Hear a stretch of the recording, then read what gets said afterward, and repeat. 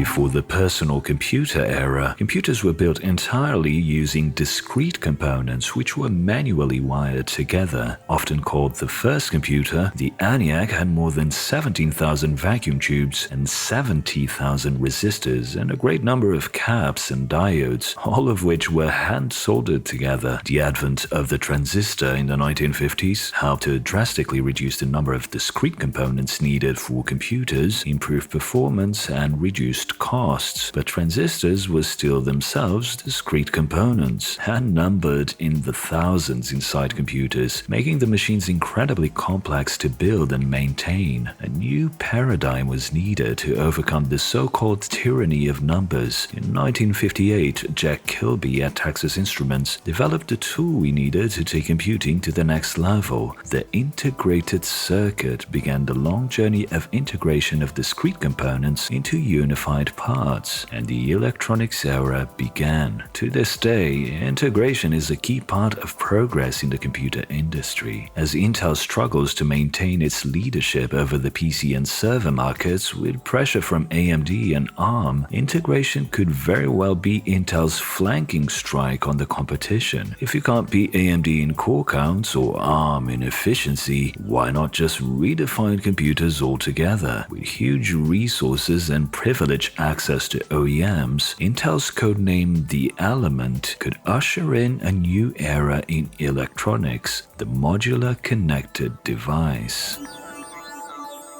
If you want to go deeper into topics like quantum computing, computer science, programming, or artificial intelligence, and I mean really go deep and understand the fundamentals, I highly recommend you check out today's sponsor, Brilliant.org. Watching videos passively on YouTube is a good way to further your knowledge, but nothing beats learning by practicing. Brilliant offers easy-to-follow courses with quizzes in bite-sized chunks that embrace failure, giving you great explanations when you get things wrong. I really like their computer science fundamentals course. It turns abstract concepts that can be hard to grasp into practical examples that you can relate to. There are courses that will give you a great understanding of how memory systems in computers work, for instance. So if you struggle to understand what a linear memory model is or how caches work, this is a great place to get that information in a well-organized way. I love how Brilliant takes intimidating topics like quantum computing and explains them with animated examples that anyone can understand. Check out brilliant.org/cortex. You can sign up for free, and the first 256 people who do will get 20% off an annual premium subscription. The electronics era allowed engineers to build computers using integrated circuits as if they were Lego blocks, allowing for an infinite number of possibilities in design. The printed circuit board allowed integrated components to be wired together quickly, automatically, and cheaply, so combining PCBs and ICs was essentially a way of efficiently bundling discrete components together. The next step was to miniaturize this process using photolithography, where light can be used to transfer complex patterns to a semiconductor material, like the stable and superabundant silicon. This miniaturization was another step towards integration. If we can bundle a greater number of components in a smaller scale, we can reduce the complexity of manufacturing and assembling electronics. In the early 60s, an integrated circuit typically contained around 5 transistors. Just 5 years later, by 1965, thanks to integration by photolithography, ICs had 100 or more transistors, which led Gordon Moore to make the prediction we all know of as Moore's Law, where every couple of years the number of transistors would double. Jump to late 2019, and at least on a micro scale, technical challenges are slowing the progress of Moore's Law, but innovations like EUV and new advancements in packaging will help lithography continue to allow progressively more and more transistors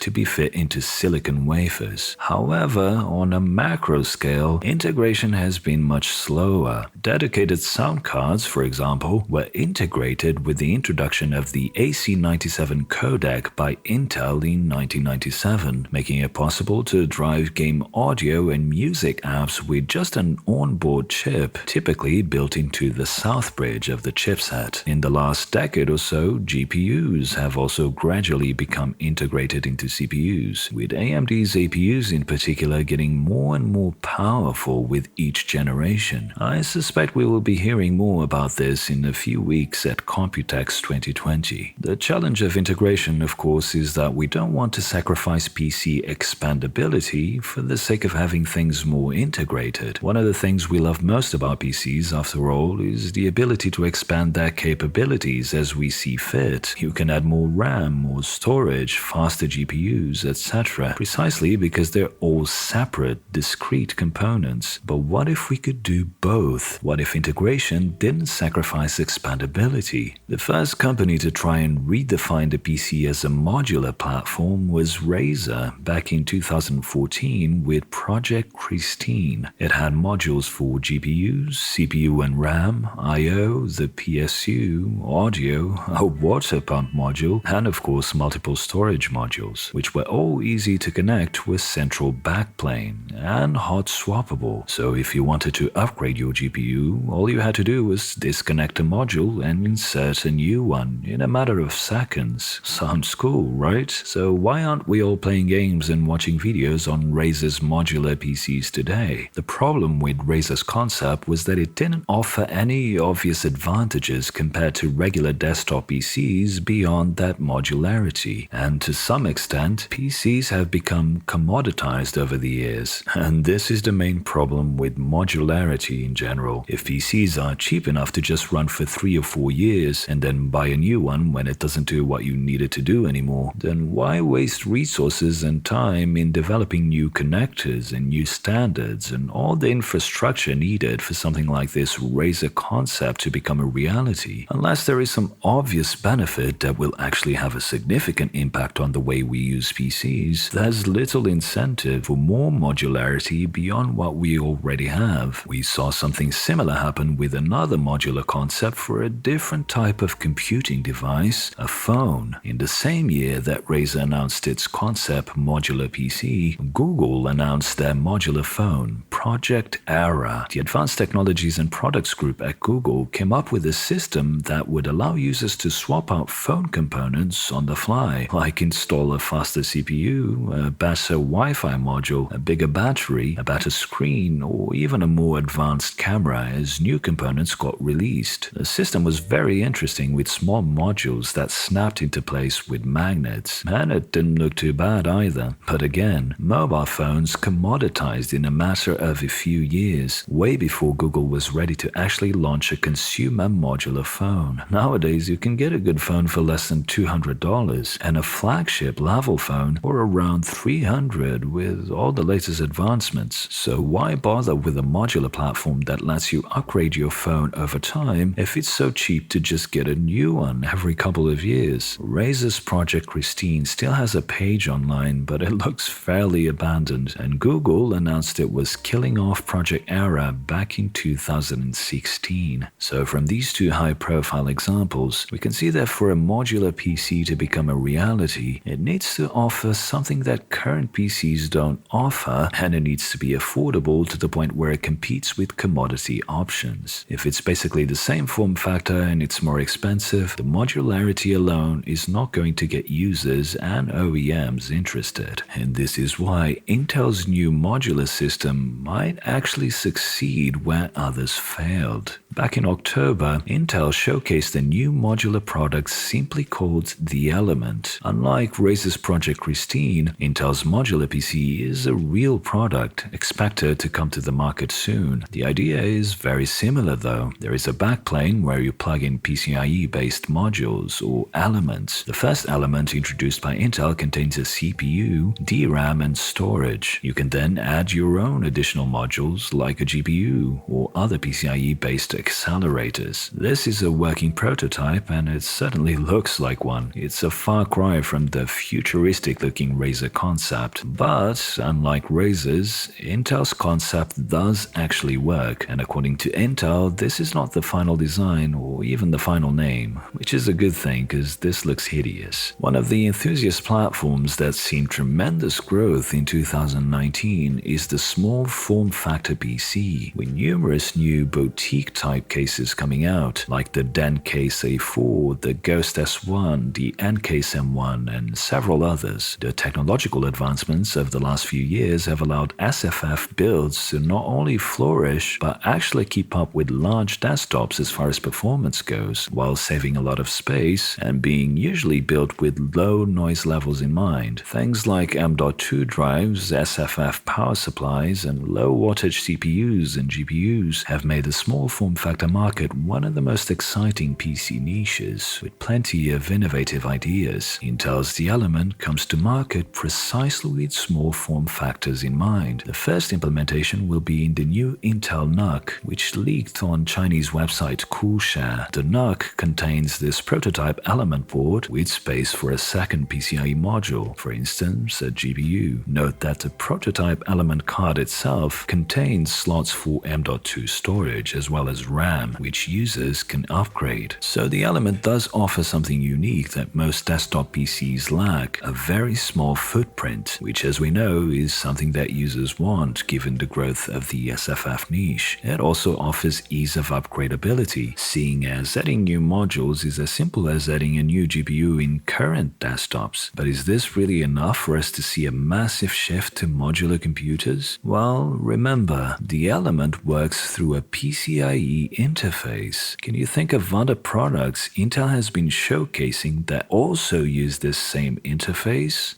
Although Optane is probably the first that comes to mind, the reason why I think Intel might have something here when it comes to modularity is the new inference chip that they recently announced, codenamed Spring Hill and branded as the Nirvana NNP i1000 series. The Nirvana inference board is available as a traditional PCIe card, but it's the M.2 implementation that can give us a hint of what Intel is preparing to bring to the market in the future. This M.2 inference device connects to a host CPU via PCIe 4, just like the Element, and it contains two Sunny Cove cores with a memory controller, cache, system agent, and power management, all in this tiny M.2 stick. Essentially, this is a 10nm Ice Lake SoC, but with several parts chopped off. The two cores are used to run the AI compiler code. Basically, the two cores are there to orchestrate how applications are run on this chip. This makes a lot of sense, as workloads that were designed to run on Xeons can run on these x86 cores. But then the inference compute engines are basically accelerators for processing these specific types of workloads. It's kind of like a tiny specialized computer. This has enormous potential. This could be the key for a truly modular system in a tiny package. In theory, Intel can create all sorts of accelerators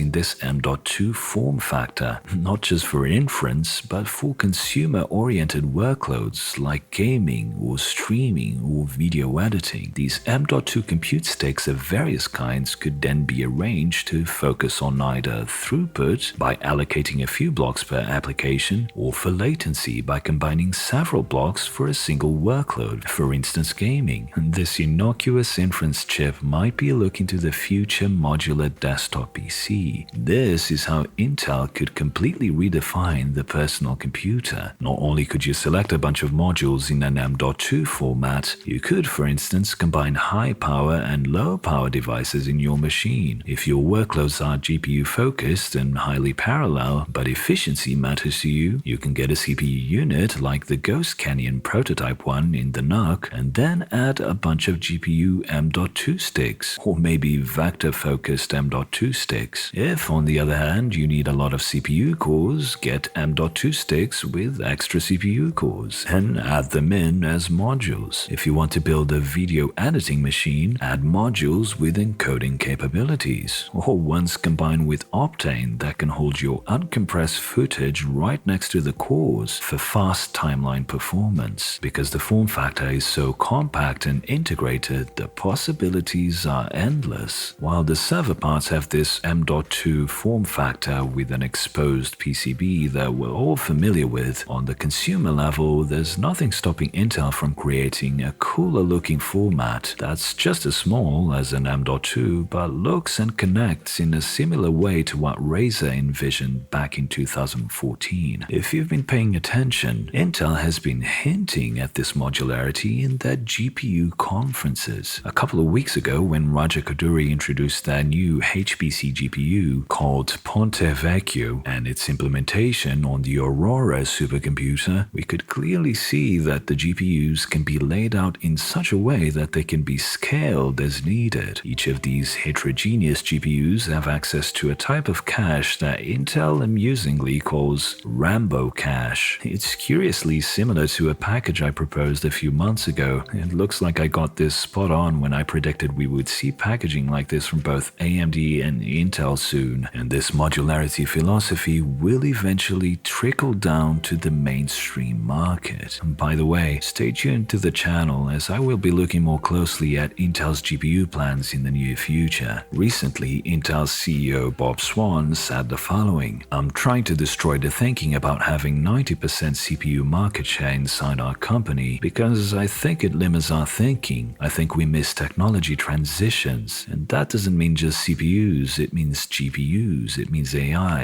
it does mean FPGAs, it means bringing these technologies together." So while AMD is hyper-focused on a few key markets and products, namely CPUs, GPUs, and consoles, Intel wants to redefine computing altogether by creating a modular system both on a micro level but also on a macro component level, all tied together with a single software abstraction layer. In theory, it makes a lot of sense. After all, if you can't beat AMD's many core CPUs or Nvidia's pervasive GPUs, you might as well try and make them irrelevant by introducing an ecosystem full of scalable modules that specialize in certain tasks, what Intel calls XPUs. I've already done a video over half a year ago covering why this is an extremely risky strategy and what the limits of accelerators are in my video titled Intel is Dead, a video that got a lot of hate, but that was nonetheless prophetic if we look at Intel today. In addition to being scalable and flexible, Intel claims these sticks are highly programmable. This means new businesses could even pop up that offer specific sticks aimed at specific niche workloads, like video editing or streaming on Twitch or any other type of custom solution. Perhaps a company like Alienware could even offer a leasing service where you would pay a yearly subscription for a backplane for your PC, and Alienware would send you the latest computing sticks every few months. So when a new, more powerful GPU comes out, they would ship that to you and you would just slot that in and send the old one back. If it's easy enough for non-hardware people to insert modules, and the modules are the size of M.2 drives, then there's something here that's a significant improvement over our current PCs. If the modularity allows for scaling, just like we're seeing in Intel's server efforts right now, then multi-GPU setups might make a comeback without the SLI and crossfire drawbacks. And this would open the door to a lot more people getting into the enthusiast PC space. People who don't like to open PC cases and mess around with a ton of different interfaces and slots and plugs. You know, normies. And the modularity doesn't have to stop with desktops. Both ARM and RISC-V can have a lot to gain from this in the IoT segment, where compute modules could cross over to many other types of devices in the home beyond just a personal computer. The very concept of IoT is modular in nature after all, so bringing Intel's modularity standards into the IoT space could see the advent of the modular connected device. One module that IoT is in desperate need of is a security module, and maybe Intel is not the right company to handle that one, but I won't go into that today. In today's world where we produce so much waste and where only a few have access to the bleeding edge of technology, there's a real opportunity here for a company with the resources that Intel has to develop standards for this modular future, to work with OEMs to create affordable-based solutions that can be upgraded and customized to every user's needs, and to focus their accelerator XPU vision to solve real-world problems. Or I guess they can keep pandering to investors and continue hyping up AI. If you like this video and would like me to keep making more like it, become a patron and help this channel continue to exist. My awesome patrons have exclusive access to the Cortex Discord server where they can talk to me directly about technology trends. Join this family of welcoming enthusiasts by becoming a patron today. Don't forget to subscribe and turn the notifications on so you don't miss the next videos. Thanks for watching, and until the next one.